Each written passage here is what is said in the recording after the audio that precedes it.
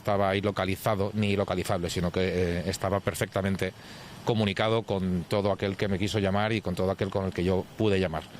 Esto fue así, en cualquier caso. Y durante ese tiempo que usted dice también pude hablar y responder ganas de contestar las mentiras permanentes de la izquierda, ¿no? Entre otras, la que ha mantenido durante 6 meses que yo estaba incomunicado. Ese ha sido otro de los grandes bulos durante todo este tiempo y creo que se ha demostrado perfectamente que no...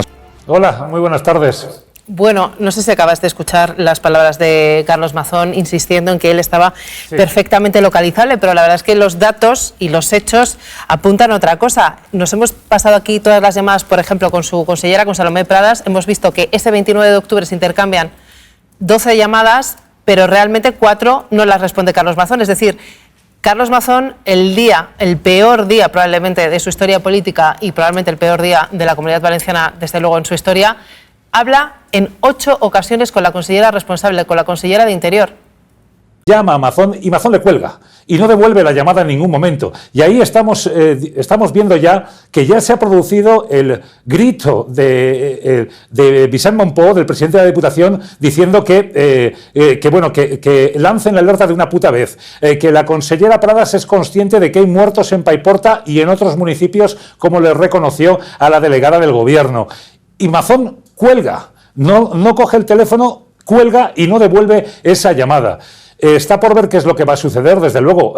Sí que coge finalmente la llamada a las 19:43, media hora antes de que finalmente se lance la alerta tarde y mal, a las 20:11, y 1 minuto antes de lanzar esa misma alerta, a las 20:10 de la tarde. Veremos, dice Carlos Mazón, que tiene ganas de hablar y de explicar las mentiras, dice él, que se han dicho sobre él mismo. Lo tiene muy fácil Carlos Mazón. Lo único que tiene que hacer es directamente aceptar el ofrecimiento de la juez de Catarroja, Núria Ruiz Tobarra, y acudir al juzgado a declarar como imputado y allí pues someterse a todas las preguntas de las partes y de la propia jueza y de la Fiscalía y explicar qué es lo que ha hecho. Y de una vez por todas también salir en público y con datos demostrables y personas con las que estuvo, explicar qué es lo que hizo exactamente desde las 2:30 de la tarde a las 20:28 de la noche en la que apareció en el CECOPI. ¿Con quién estuvo? ¿Con qué personas? ¿De qué habló?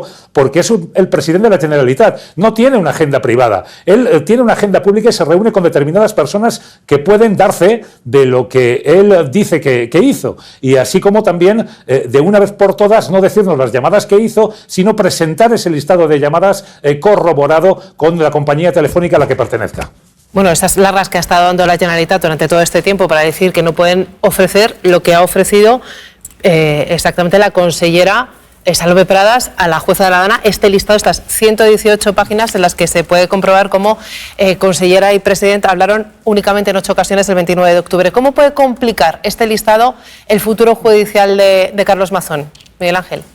Veremos porque todas las fuentes jurídicas consultadas y los letrados de la causa coinciden. Legalmente, quien ostentaba el mando único, quien tenía el poder en esa reunión del CECOPI, a quien le competía la responsabilidad era a la consellera de Justicia e Interior, responsable de las emergencias, Salomé Pradas. Por lo tanto, a ella también le competiría la responsabilidad penal, a no ser que en esas llamadas que se producen en las que no contesta y finalmente las que contesta se produjeran porque Salomé Pradas esperara la respuesta del presidente de la Generalitat para poder reenviar la alerta, a no ser que se concertara con el presidente para al menos consensuar ese mensaje, la forma en que se envió y el tiempo en el que se envió. Entonces sí que se le podría atribuir también una responsabilidad penal por esos 228 homicidios imprudentes. Y después está la otra vía que está también sondeando la jueza a lo largo del procedimiento, que es una posible negligencia criminal por esos homicidios imprudentes en base al artículo 10.4 de la Ley Valenciana de Emergencias, que establece que en el caso de una situación crítica, el presidente de la Generalitat podía haber declarado la situación de emergencia catastrófica en el ámbito autonómico y a partir de ese momento él es el principal responsable de la emergencia. Él tendría todas las responsabilidades y no lo hizo. La jueza sondea si en base a esto también puede atribuirle una responsabilidad por negligencia criminal. Luego también es importante, bueno, tan importante como que es clave, porque es uno de los argumentos que lleva intentando apuntalar la Generalitat, y es la responsabilidad que no recaía en la Generalitat, según la Generalitat, para, bueno, pues para poder activar a los efectivos que fueran necesarios para vigilar el barranco del Pollo, ese cauce del barranco del Pollo. Y digo que es importante esa información que avanzabas tú en la cadena SER, sobre ese escrito que ha remitido al juzgado uno de los directores generales de Medio Ambiente de la propia Generalitat Valenciana, reconociendo por una parte que eso es competencia de la Generalitat y por otra que hubo un ofrecimiento de 200 agentes, de 200 efectivos para hacer estas labores y que ni siquiera se respondió. Así es, fue, bueno, sorprendente, y por otra parte también, bueno, pues bueno, es gratificante encontrar a un responsable público que realmente sí es consciente de sus responsabilidades, las asume y las pone negro sobre blanco en un texto y lo remite al juzgado. Inés, así es, tal y como tú lo has manifestado. Estamos hablando del director general de Calidad Ambiental de la Consejería de Medio Ambiente Valenciana, Luis Gomis, que en respuesta a un requerimiento de la jueza Núria Ruiz Tobarra remite un escrito al juzgado de Catarroja en el que expone esos dos hechos muy relevantes. Por una parte, explica que en una situación de emergencia, tal y como establece la Ley de Prevención de Emergencias y Riesgo de Inundaciones de la Generalitat Valenciana, aprobada y revisada el 15 de julio de 2021, a la Generalitat Valenciana le compete también, junto a otros organismos, la vigilancia de ríos, cauces y barrancos y su estado durante una situación de emergencia, que eso lo comunicó a la Generalitat Valenciana y que a las 11:54 del día de la Dana, el día 29 de octubre, él comunica a la Consellería de Emergencias que dirigía Salomé Pradas esa eventualidad, que es suya también la responsabilidad de sus agentes ambientales vigilar en esa situación de alerta, y que ponía a su disposición. La oposición ponen el acento hoy en el supuesto borrado de las imágenes de la entrada en el Palau de la Generalitat el día de la Dana.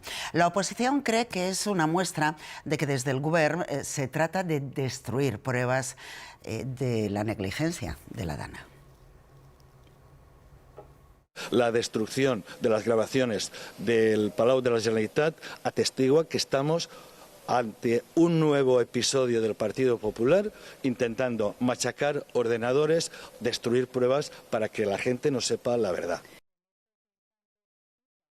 Seguimos sin saber dónde estaba el señor Mazón, y de esas cámaras podíamos haber obtenido la respuesta. No merecemos un presidente incomunicado, un presidente ausente, un presidente noqueado y un presidente desesperado. Llama la atención que estas sí se borraron como permite la ley, no es que obligue la ley, lo permite, o sea, quiero decir, si tú quieres que no se borren, pues no se borran, no hay ningún impedimento. Estas sí se borraron, pero las del 112, que es un edificio público de la Generalitat Valenciana, no se borraron, y de hecho la Generalitat nos las hizo circular cuando convenientemente quiso, que era Mazón entrando, como con ambiente un poco despreocupado para la situación que estábamos viviendo, esa entrada vestido de amarillo, esa foto que quedará para la historia y para la infamia de la gestión política, ¿no? En ese caso las imágenes pues sí se conservaron. Realmente lo que hizo Carlos Mazón entre la comida del Ventorro con la periodista y su llegada al CECOPI sigue sin encajar. Y ahora con el registro de llamadas menos, porque él mismo sabía que tenía problemas de cobertura o problemas con su móvil, y de hecho llamó a la delegada de gobierno, que así lo declaró ya en la Ciudad de la Justicia, desde otro teléfono, porque él sabía que su teléfono no estaba funcionando bien. Lo que se preguntará cualquiera, no hace falta ser abogado, ni juez, ni jurista, lo que se puede preguntar cualquiera es: ¿por qué Carlos Mazón, si tenía problemas con el teléfono, estaba puntualmente informado a las 6:30 cuando él llega a su despacho, 6 y pico? Sabe perfectamente que ya hay problemas de riadas, Apunte está dando una inundación histórica en el barranco de Chiva, hay decenas de muertos ya, coches arrastrados. ¿Por qué se queda en el Palau de la Generalitat y no coge un coche con el que tardaría 20 minutos en llegar al CECOPI? ¿Qué es lo que le ataría a su despacho? ¿Por qué no se moviliza y va en persona a poder hablar con su consellera, que está teniendo tantísimos problemas para localizarle? Y ese motivo, ese por qué no se mueve del Palau, si es que estaba allí, es un interrogante enorme. No es un comportamiento, digamos, lógico, no solo de un presidente de la Generalitat, de un CEO de una empresa, de un profesor de un colegio. No es normal quedarte supuestamente trabajando e informado en un día de mala cobertura y con un gravísimo problema que estás viendo en la televisión, en vez de coger el coche e irte a CECOP. Y es lógico que haya muchas preguntas de si realmente estaba allí, preguntas que se agrandan al ver que esas imágenes de esas cámaras de seguridad del Palau de la Generalitat se ha optado por borrarlas como les permite la ley. ¿Qué es lo que pasa, María, habitualmente con este tipo de imágenes?